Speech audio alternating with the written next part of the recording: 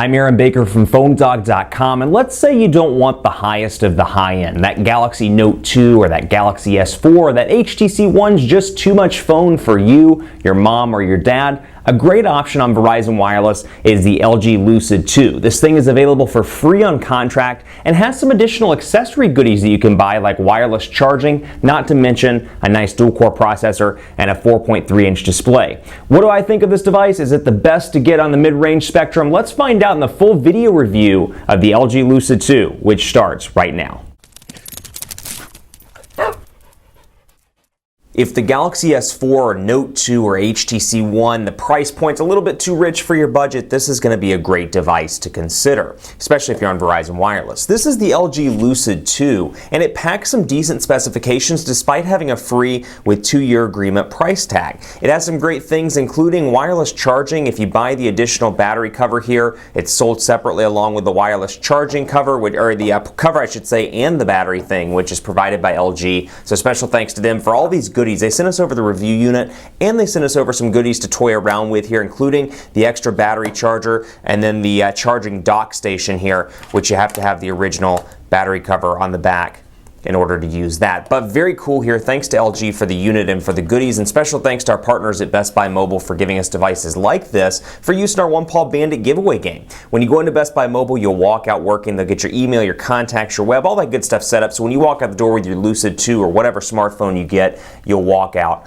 working. So let's take a look at the Lucid 2 here. Overall, a nice little smartphone. It's available for free, and specs wise, we're looking at a 1.2 gigahertz dual-core Snapdragon S4 CPU here, a 4.3-inch display, so display-wise, exactly the same size as the HTC First on AT&T, though it's not an HD display. It is a QHD display, resolution 540 by 960 pixels. On the back, you're toting a 5-megapixel camera with 1080p HD video recording, a front-facing shooter as well for video calls, and then it's packing Android as well. Android 4.1.2, so you've got Jelly Bean out of the gate here, and then you have LG's user interface running atop Android 4.1. So Jelly Bean plus LG's user interface, and if you've watched my videos in the past, you know that I've talked a lot about LG's user interface and how mature it is in comparison to, let's say, Sense 5 or TouchWiz on the Galaxy S4 or the Note 2. It's made some significant improvements all around, and that continues over on the LG Lucid 2. We saw some great improvements from their devices at Mobile World Congress, and like I said, it's coming over into the US on their various carrier-branded devices. Battery-wise, you're looking at, I should say actually first RAM, you've got 1 gigabyte of RAM here, and then battery life is surprisingly decent, 2,460 milliamp hour battery in the back. So should be decent for a device this size, considering a smaller display that's not HD. Should be decent. We'll talk more about it in part 2. I don't want to spoil the fun in part 1 of the review, but design-wise, really a nice little phone here. You've got your volume rocker over on the left side, your power button on the right side, 3.5mm headphone jack up top, micro USB charging port at the bottom, all the usual goodies that you would expect on this device. And out of the box, all the Verizon bloatware that you would expect, and all the Verizon bloatware that you can just get your little heart set on. Things like Amazon apps, Amazon Kindle, you've got My Verizon Mobile, Mobile Hotspot, and then that looks to be, actually, I'm sorry, Verizon Tones, Visual Voicemail, VZ Navigator, VZ Security. I was like, is that all the Verizon bloatware? Nah, that's not all the Verizon bloatware. And then you see more. But, and I've actually been working with this device for a couple days. So I remembered VZ Navigator and, of course, Visual Voicemail, which is $2.99 per month.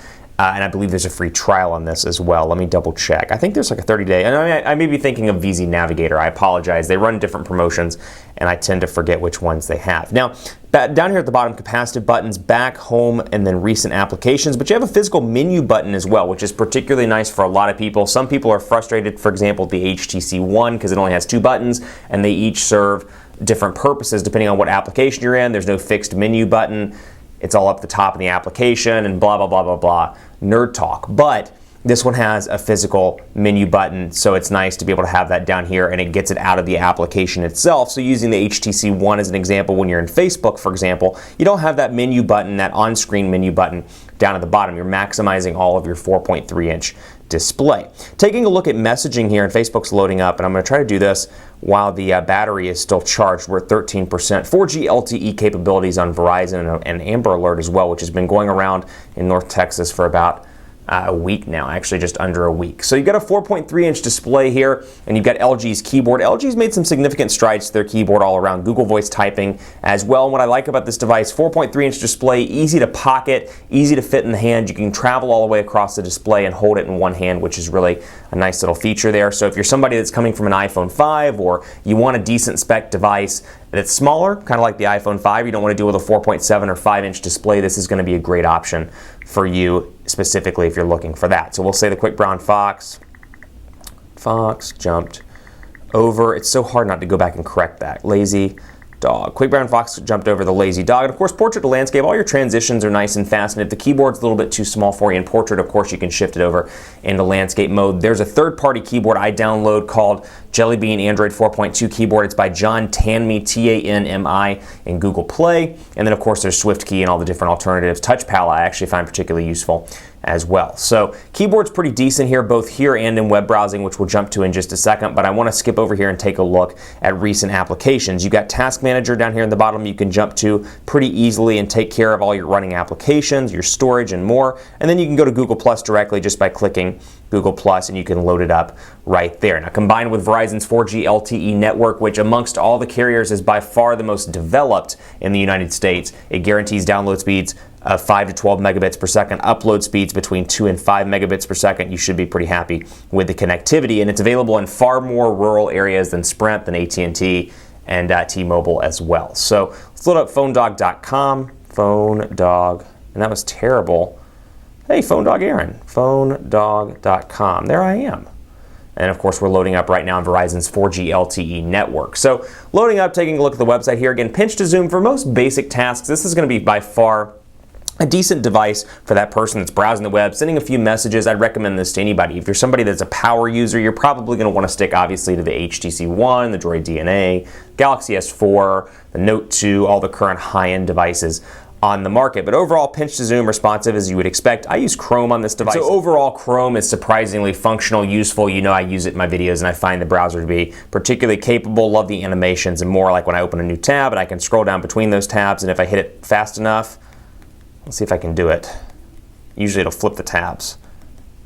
Oh well, not doing it right now. Anyway, Chrome right there, easy to use, very functional all the way around. Now, what I like about this device as well, LG's made significant strides in personalization, so it's proof that you don't have to spend $199 or $299 or $249 or whatever the case may be, depending on your carrier, for a high-end device if you just want personalization. A couple of my favorites on this device and LG's user interface in general, notice the edit button that pops up when I hit an icon like messaging, for example. I can come down here and change all these icons around if I want to and really make this device my own. If I want to do a C for camera, I can do that. If I want to change my contacts icon, I can come down here and change it to something else. Let's say a dictionary.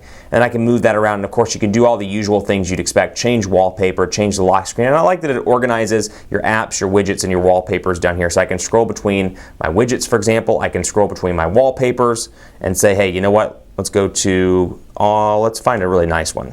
There we go. That's beautiful. Gorgeous. Totes adorbs, as they say. Presh. And then you can see there 7 home screens as well, speaking of customization in Android and then customization in LG's user interface. Notification bar looks like this, very similar to what you'd expect from Samsung up here with the shortcuts, but what I like about this, and this is something Samsung very recently implemented in their Android 4.1 and then on the Galaxy S4 that we saw internationally, that configuration as well. They've implemented where you can finally change these around. But what I like is you can move these around on LG. They've done this for some time. So obviously I travel all the time in airplane. So airplane mode for me would be a priority. I can move over sound profile, for example. I keep it on vibrate when I'm in meetings. Mobile data, that's kind of important. And then I'll go back here and take a look and you can see it customizes them, however, based on what I use the most. Now, likewise, you can come in here to more, for example, and I can get rid of a bunch of stuff. Also, let's say literally the only thing I use is airplane mode and power saver. So I can back out here. And you'll see when I go back to the notifications bar, I've got just 2 giant buttons. So you can really customize and make this your own. This is a Verizon device. Verizon strongly encourages you to use Wi-Fi on all of their Android devices. So there's a big obnoxious Wi-Fi button everywhere with the exception of the Motorola devices. And it's right here as well. Wi-Fi off. And it stays right up there in the top along with the brightness stuff. Over here, settings, and then of course mode change, which I like this a lot as well. I can go to starter mode also and take a look at this. If I'm doing this for somebody that's new to Android or even new to smartphones in general, I can put it on starter mode for a couple of weeks, get them accustomed to the device, and then bring them back over to the standard mode, which is nice. I can preview that as well.